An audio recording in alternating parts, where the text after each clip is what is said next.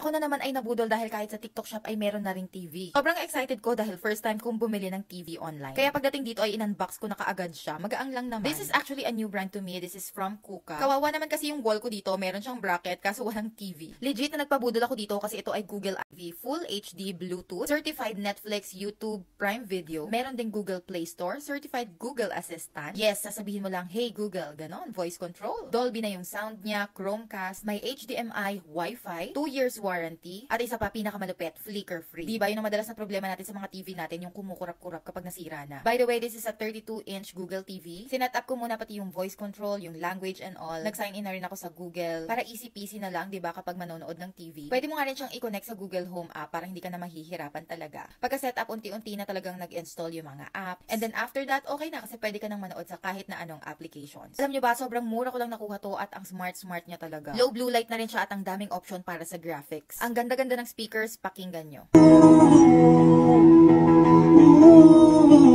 Hindi ko sinabing magpabudol ka kahit hindi mo kailangan ng TV. Pero hindi ko na lang talaga alam sa'yo, talo-talo na yan, Vebs.